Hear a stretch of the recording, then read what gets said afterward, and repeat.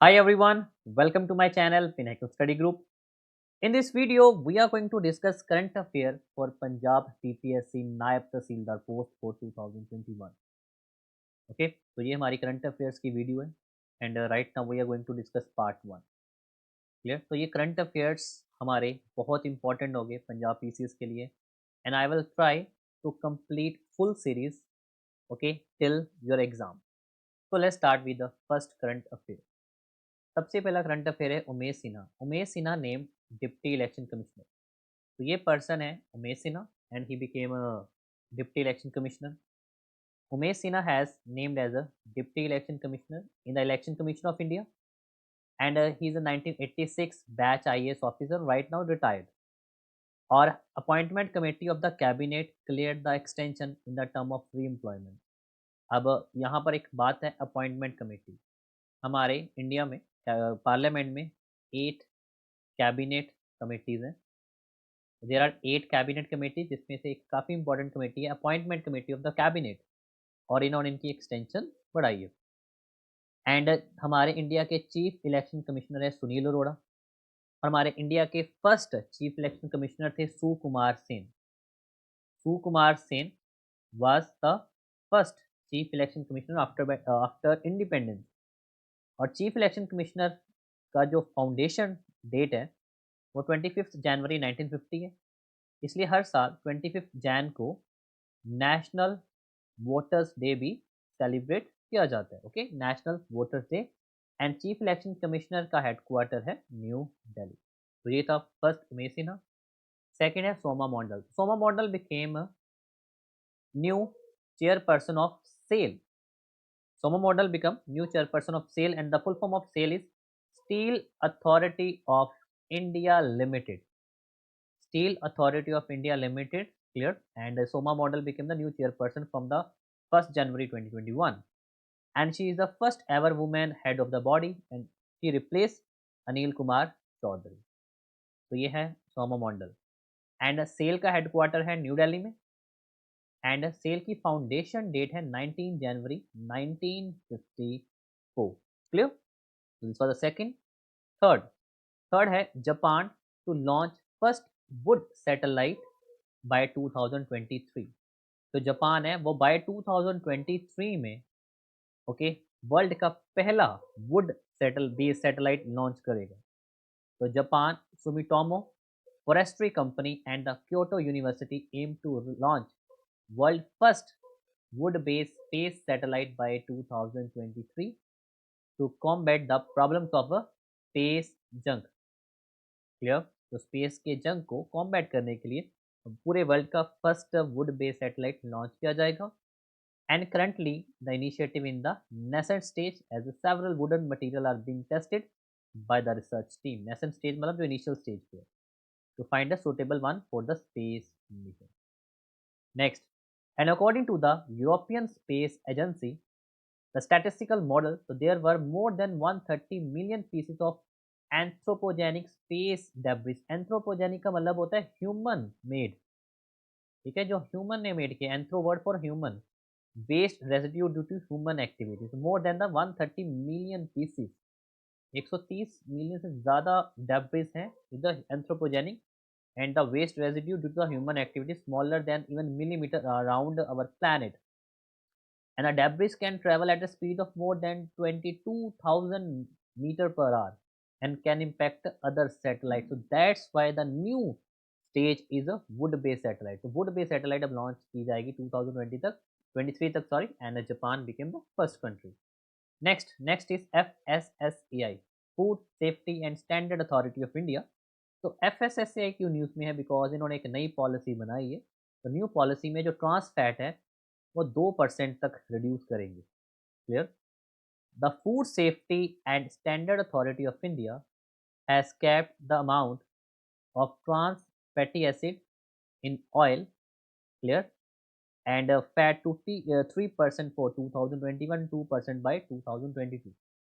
3% 2021 and 2% 2022 तक limit करेंगे. किसकी? TFA. The TFA is trans fatty acids and oils.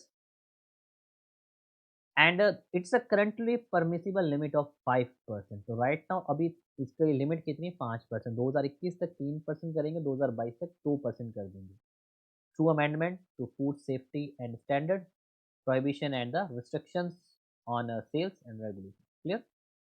And it was in 2011 that India first passed a regulation that was TFA limit to 10% in oil and fat, which was further reduced to 5%. अभी तो 5% limit है, but 2021 तक 3% कर देंगे और 2022 तक 2% कर देंगे। यहाँ तक क्लियर? एंड नेक्स्ट, FSSAI की चेयरपर्सन है Rita Chautiya, chief executive officers हैं अरुण सिंगाल, और फाउंडेशन डेट है अगस्त 2011 और हेडक्वार्टर है new Delhi. Clear? So this is FSSAI and this revised regulation applied to edible refined oil, वनस्पति which is a partially hydrogenated oil, ठीक है, जिसमें हाइड्रोजन की मात्रा होती है, and other material. Next, RBI ने एक नया इंडेक्स इंट्रोड्यूस किया है which is called the digital payment index, DPI. तो क्वेश्चन आ सकता है who launch digital payment index, answer आएगा आरबीआई। तो reserve bank of India has launch digital payment index, और इस डिजिटल पेमेंट इंडेक्स में 5 पैरामीटर है। तो we have 5 parameter in RBI digital payment. अब 5 पैरामीटर कौन कौन से? फर्स्ट है पेमेंट इनेबलर, जिसका वेटेज है 25%। Payment infrastructure demand side factors which is 10%। Payment infrastructure and the supply side factor 15%। Payment performance is 45% weightage and the consumer centricity 5% weightage. Clear? So RBI introduced digital payment index and there are 5 parameters. First is payment enablers, payment infrastructure demand side, payment infrastructure supply side, and the payment performance and the consumer centricity. We have different weightages. सबसे ज़्यादा है payment performance. Clear? And right now, RBI 25th governor is Shaktikanta Das. तो this personality is Shaktikanta Das, ये 25th governor है, headquarter सभी को पता मुंबई में। और हमारा जो फाउंडेशन आरबीआई का डेट है वो है 1 अप्रैल 1935, ठीक है, कोलकाता में था। 1 April 1935 in Kolkata, right now in Mumbai. Next, India और इसराइल ने दोनों ने सक्सेसफुली टेस्टिंग की है एक मिसाइल की।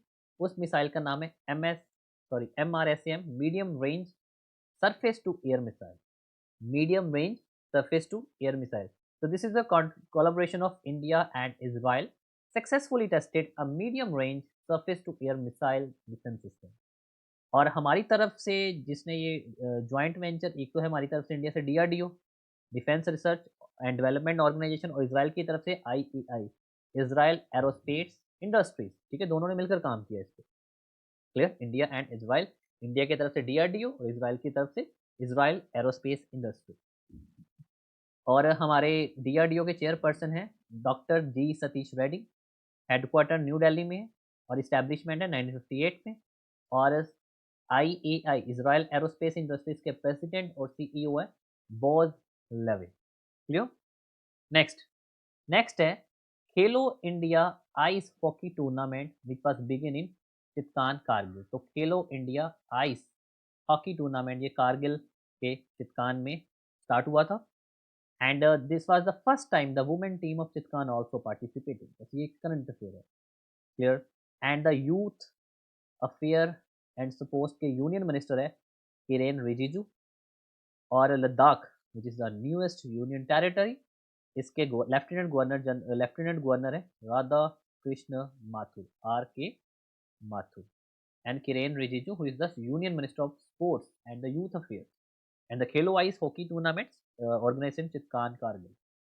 Next, Prime Minister Modi inaugurate Kochi Mangaluru natural gas pipeline, which is at 450 kilometers. Okay, so Narendra Modi, Prime Minister, has inaugurated 450 kilometer Kochi to Mangaluru natural gas pipeline with a cost of more than 3,000 crore via video conferencing. And the natural gas pipeline network will be doubled in 5 to 6 years. You know, Kochi, Kerala, Mangaluru, clear, Karnataka. And next, ये gas जो pipeline है वो different cities से पास करेगी, and इसमें जो main important चीज़ है वो है it has been built by GAIL India limited, ठीक है, GAIL India limited, this is important thing. Next है India first gender park in Kerala inaugurated in Kozhikode. India first gender park in Kerala Kozhikode, Kerala के कोझिकोड में।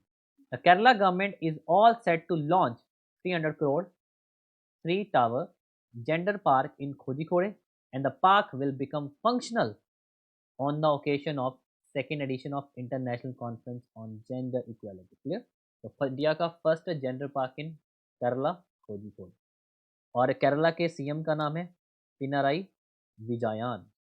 क्लियर? सीएम पिनाराई विजयन, और वहाँ के गवर्नर का नाम है आरिफ मोहम्मद खान। क्लियर? और ये जो है इसका हेडक्वार्टर है ऑब्वियसली वहाँ की कैपिटल, केरला की कैपिटल तिरुवनंतपुरम। तो हमारे इंडिया का first gender park in Kerala Kozhikode. Next है एयरटेल ने 5G नेटवर्क अनाउंस कर दिए। So Airtel announce 5G ready network in Hyderabad, which is the capital of Telangana. So Bharti Airtel took over an edge of becoming the first telecom operator in India to demonstrate 5G services successfully. And the Bharti Airtel announced that its orchestra, the live 5G services, offer a commercial network in Hyderabad. Clear? And Airtel claimed that it took over only a few seconds to download a few length film during its demonstration of the 5G network. And the government is conducting the auction of 2,251 megahertz of the spectrum to the Department of Telecommunication at a reserve price of 3.92 trillion from the March 1st 2021.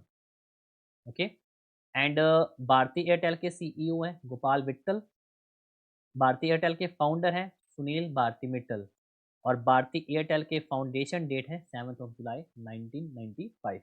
और government has not including, तो एक spectrum यहाँ पर include नहीं किया गया, ठीक है। तो ये था हमारा फर्स्ट पार्ट पंजाब पीपीएससी का नायब तहसीलदार पोस्ट का current affair. Okay, clear? If you like this video, share this video. Obviously I will upload more parts, okay, 2 3 and onward. Clear? Thank you, and this is for today in this video.